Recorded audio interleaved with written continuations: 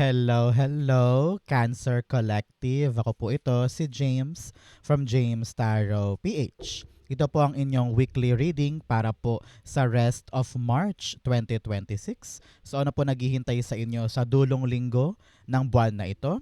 Alamin natin. But first, Holy Spirit, Spirit Guides, ibigay po natin sa mga mahal kong Cancer ang mensaheng dapat nilang malaman para sa linggong ito. Inhale and exhale your cards for today. Siya nga pala mga mahal kong Cancer, thank you po ha sa lahat po ng hindi nag-i-skip ng ads, saka po sa lahat ng mga nagla-like, nagko-comment sa bawat upload natin. Malaking tulong po yan sa akin every time po na meron tayong libreng reading for you. So salamat po. So keep on liking, keep on commenting, and thank you po for not skipping the ads. So, napakaganda ng mga cards mo for the week. Congratulations. Ano muna ang iyong background energy? Meron kang the Three of Wands. Ramdam ko dito, Cancer, ready ka ng kumilos. No? Itong linggong ito ang simula ng pag-andar or pag-expand ng mga bagay na ginagawa mo. Maaaring matagal ka na naghihintay for something. You've been waiting for the answer, for the call, for the confirmation, for the result, at talagang gigil na gigil ka ng gumalaw or humakbang. Makakaasa ka, starting this week, meron ka ng resulta or good news na aabangan patungkol sa hinihintay mong matindi. No? Sa panahon to for you to move forward, to expand, to explore, at harapin yung paparating. Okay? Congrats po ngayon pa lang. Kino-congrats na kita. Tingnan mo naman ang cards mo. Meron kang Tower, meron kang Wheel of Fortune, the Judgment, Ten of Cups, and then the World card. Talaga namang panahon na to for you to really move forward and have a better status pagdating sa iyong ginagawa. So congrats po. Okay? In your core energy, meron kang the Judgment card. Si Judgment card, sinasabi dito, new life, no? Pagbabagong buhay, pagkagising mula sa isang luma or talaga namang old cycle ng buhay mo. And you are now accepting, no? Accepting kung ano yung binibigay sa'yo, kung ano yung nakatadhana, kung ano yung dumarating, no? Hindi na katulad dati na puro kinokontrol or umiiwas o pinupwersa na maganap yung dapat maganap. Now, you are open arms, reaching for the divine power, for the divine gift, at handa ka nang yakapin itong bagong pupunta para sa'yo. Ang kailangan mo dito, Cancer, is answer the call. Sagutin mo yung tawag sa'yo ng tadhana. Sagutin mo yung binibigay sa'yo. And umasa ka, no? I-surrender mo kay God yung takot, yung pangamba, yung overthinking mo, that everything will be fine, and that what's being given to you is something talagang babago sa destiny mo. Okay? You need to surrender so that you will see kung ano talaga yung hatid sa'yo na divine power. Okay? Judgment card. You have the Ace of Swords. Yes, pagkalinaw ng isip. Ngayon lumilinaw ng isip mo pagdating sa mga bagay na alam mong para sa'yo, na alam mong magtutulay sa mga bagong bagay. Ready ka na to leave something behind or to stop something behind kasi naintindihan mong hindi para sa akin yon. Panahon na for me to expand, panahon na for me to chase something new. At yung kalinawan ng isip na yon magdudulot sa iyo ng kapanatagan na sige na nga, bitawan ko na yan, ito na yung para sa akin. Move on na ako, push forward na ako, ready na ako. And this Ace of Swords is a card of breakthrough, no? Paglagpas mo sa isang mahirap na sitwasyon at talaga namang nag-survive ka dyan, you are praising God. Archangel Gabriel is here giving you that information of clarity, freedom, and pag-alpas sa problema. So congrats po. Okay? So mga Cancer, ano ba ang wish mo? Especially ngayong dulo na tayo ng Marso, no? Ano pong hinihintay ninyong dasal na gusto mong matupad? Comment down below, i-manifest na natin yan para makarating na po sa life mo bago matapos ang Marso. Okay? Comment down below, it will be yours. In the area of what you need to focus on, meron po kayong the Two of Pentacles. Sabi dito, mag-focus ka po sa balanse ng iyong buhay. Ramdam ko dito nitong mga nakaraang linggo, nakaraang buwan, baka kulang ka na sa tulog, kulang ka sa pahinga, wala ka ng time for your family, or wala ka ng time for yourself. Okay?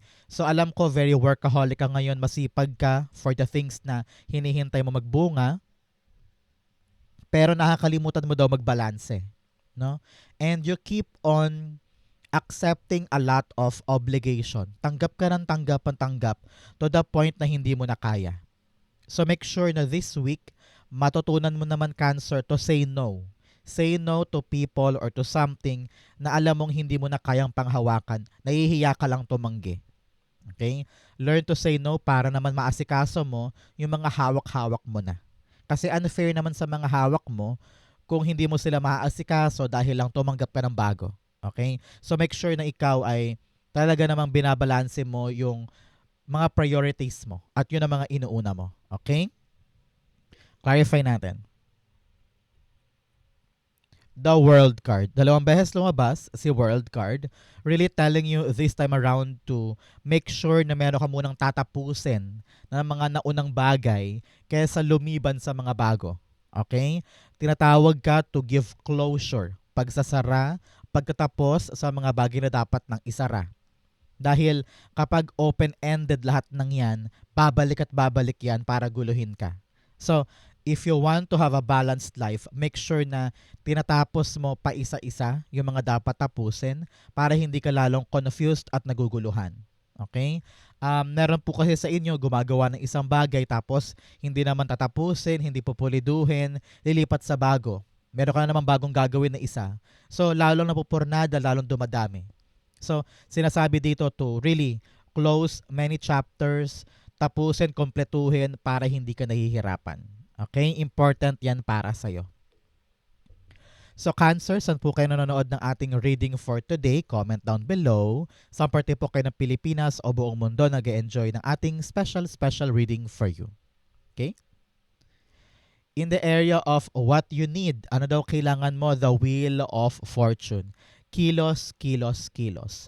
Naturally, Cancer, meron kang swerte this week. No? Napaka-abundant mo, lapitin mo sa swerte ngayon. Siguro, mapapansin mo to this week, biglang bibilis yung kilos, bibilis yung andar, walang mahirap sa trabaho, na-approve agad-agad. Merong mga maswerteng energy sa different aspect of your life. Pero ang kailangan mo daw dito, mag-effort. No? Ipakita mo kay universe na ready kang tanggapin, aksyonan, yung ibibigay niya. So, I want you to be parang receptive, open, learn to engage para naman ma-attract mo at ma-magnetize mo yung swerte mo this time. Okay? Importante yan for you.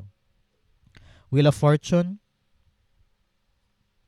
The Nine of Cups. Yes, Nine of Cups, alam mo na, Cancer, pag lumalabas to, this is the right moment for you to make a wish. So ngayon, pumikit ka na, mag-wish ka na dyan, it will be granted for you. Okay? Nine of Cups in our Wheel of Fortune. Sinasabi dito na kailangan talaga nating maging aligned sa ating pangarap para ito'y masungkit natin.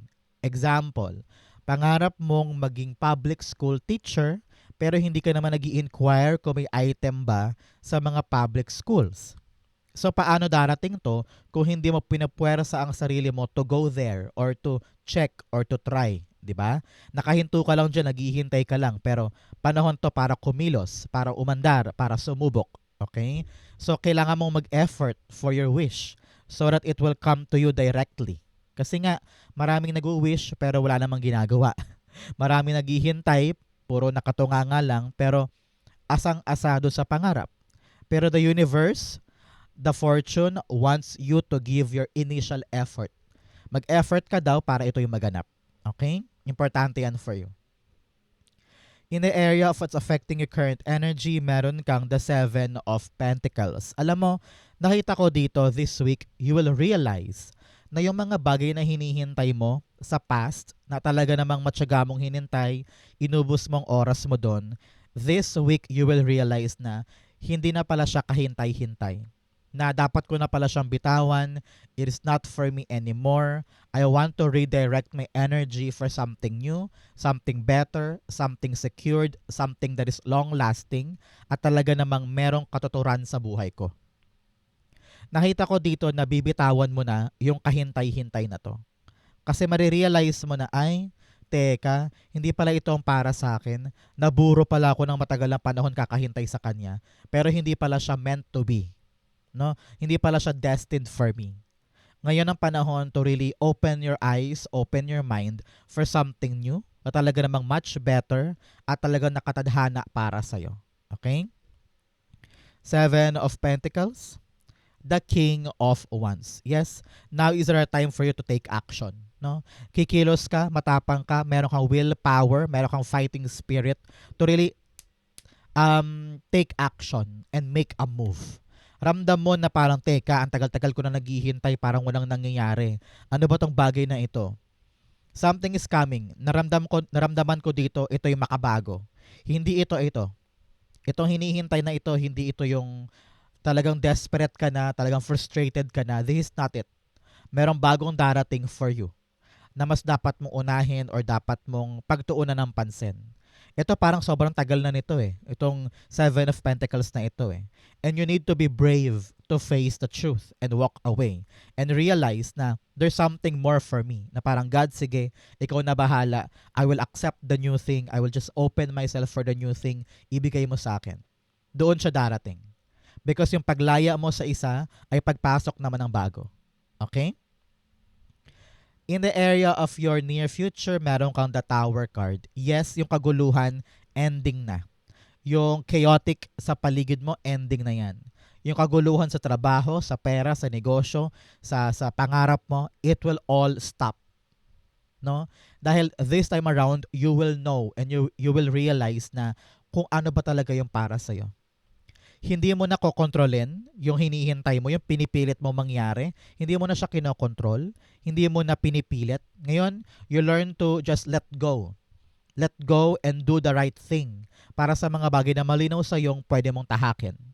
No? You are now accepting God's grace, God's gift, God's blessing. At dahil tinanggap mo yon, inaalis ni God sa buhay mo yung hindi para sa'yo. Para totally mayakap mo ito at ito lang. No? So ngayon, learn to be open. Learn to accept kung ano man yung tatanggalin, mawawala, aalis. Because ang matitira at saka yung papasok, yun talaga yung para sa'yo. Okay? Tower card, the Sun card. Yes. Happy na to. Okay na to. Stop na natin yung reading natin today. Stop na. Okay na. No? Sun card is all about happiness, good news, fulfillment, sunshine talaga, yung parang malayang-malaya ka, you are so fulfilled, you are so contented, you are so satisfied and fulfilled sa mga naganap. So, kung ano man yung mga natanggal sa'yo, natapos, naputol, talagang nakatadhana yon. And you will realize na, ay, much better pa ang buhay ko kesa noon. Mas okay pa ako ngayon. And lahat ng naalis, na-realize mo na para talaga yun sa ikabubuti ko. And you are now free, away from this chaos, away from this gulo. Maaring aalis ka na sa past job mo, or aalis ka na sa past relationships mo, or aalis ka na sa isang lugar talaga namang feeling mo sinisiil ka or kinukulong ka. Namnamin mo yung kalayaan at kaligayahan na makukuha mo after these changes. So congrats po. In your challenge, meron kang the World card. Si World card sinasabi dito na kumawala ka na sa iyong shell. Masyado ka nang nasanay, paikot-ikot ka dyan sa maling pattern. Naghihintay ka para sa mga maling bagay at panahon na para i-close yan, isara yan at mag-level up. Okay? You need to enter a new portal of your life.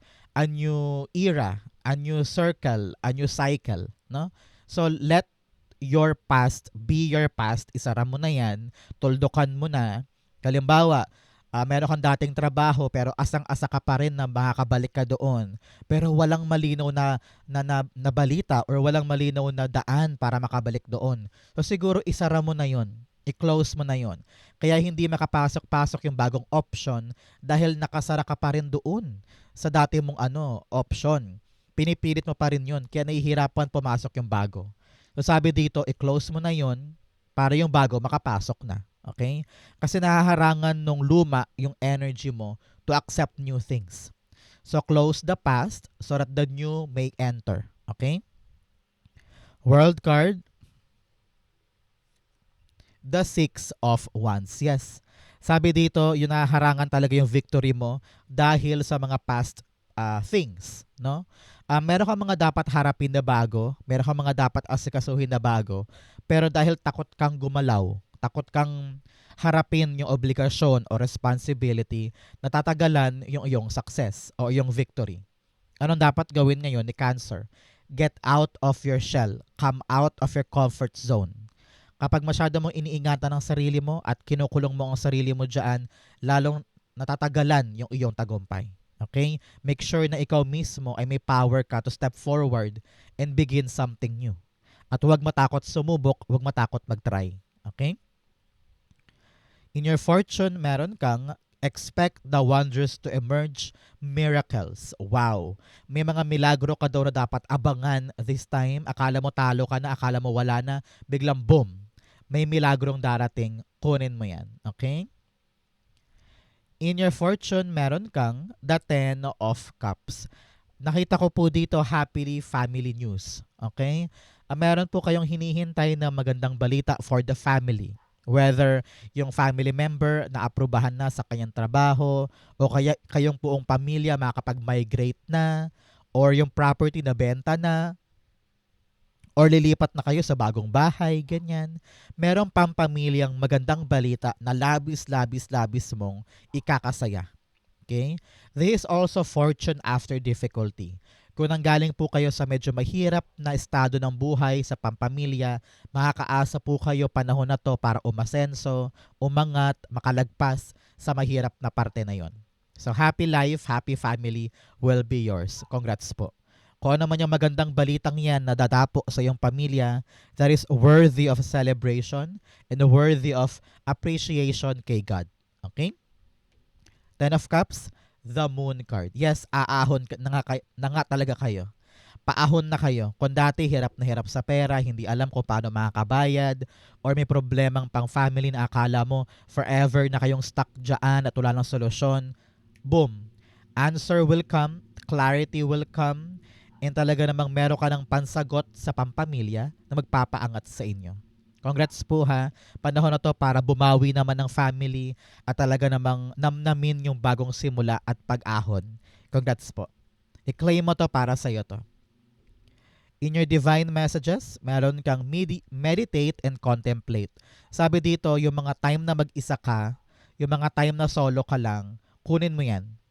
Para makapag-isip, makapagpahinga, luminaw ang iyong isip, luminaw ang iyong damdamin para sa mga dapat mong gawin.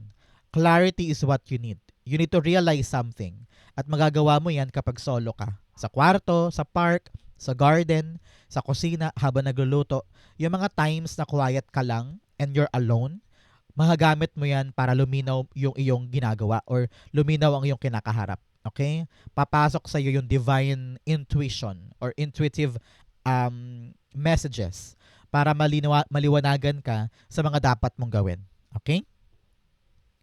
In your divine messages, meron kang the Page of Swords. Alam mo, sabi dito, hindi mo daw kailangan maging super ready para aksyonan yung isang bagay.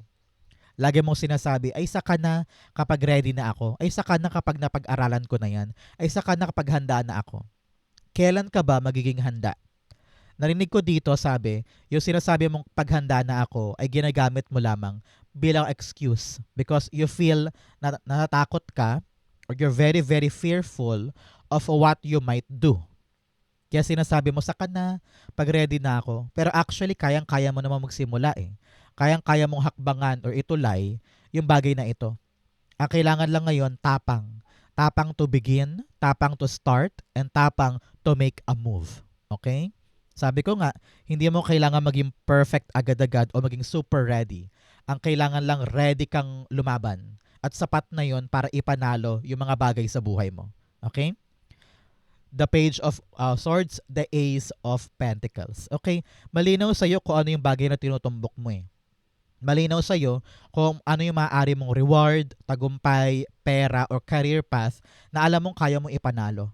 Kailangan mo lang lumaban ngayon at ipakita na kahit hindi ka kagalingan, kahit hindi ka ganun kahanda, ready ka to face the challenge and to do everything para ito'y makuha. tanungin mo sarili mo, kailan ba ako talaga magiging handa? Kailan ba ako talaga aasenso or aandar? Ako ba'y sobrang natatakot sa aking mga fears, worries? Takot ba ako mag-fail o takot ba akong ma-judge? Ano yung reason kung bakit hindi ka nag start ngayon? At kung bakit hindi mo pa sinisimulan yung path mo para makuha mo na tong opportunity na ito.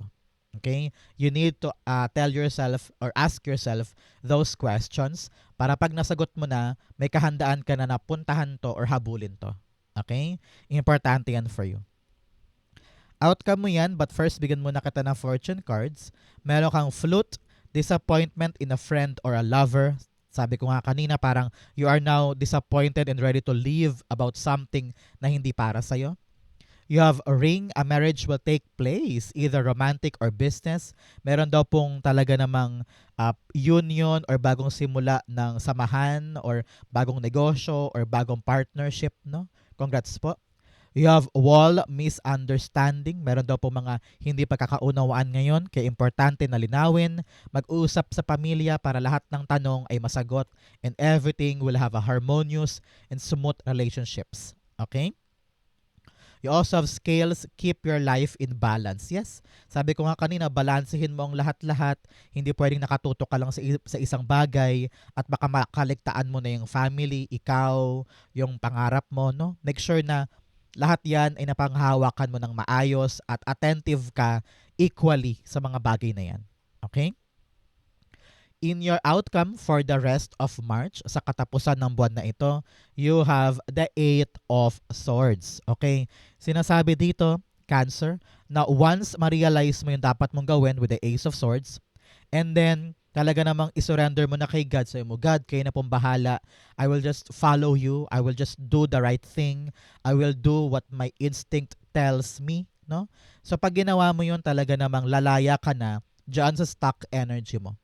Hindi mo na mafe-feel na parang nakatali ka or wala kang magawa or parang feeling mo there's no way out of this, no? Wala na yung ganong energy. You are now being free to do the right thing, to do the right solution, at makakaalis ka na sa kinasadlakan mo na yan. So do not doubt yourself, do not compare yourself to others, no? Ang journey mo ay iba sa journey nila, and also you have the skills na gagana at uniquely para sa'yo lang. So, wag mo nang questionin pa ang sarili mo. Makakaalis ka rin dyan sa problemang iyan. Okay? Do not worry. 8 of Swords, the 8 of Swords din. Sinabi niya, inulit niya, na ikaw lang daw ang pumipigil sa'yo, sa sarili mo, para magtagumpay ngayon. Para makalarga, labanan mo lahat ng doubts mo and charge forward. Clarify pa natin. The 2 of Pentacles. Panahon na daw to decide, no? Panahon na to see kung ano yung mga dapat i-prioritize at ano yung mga bagay na dapat bitawan.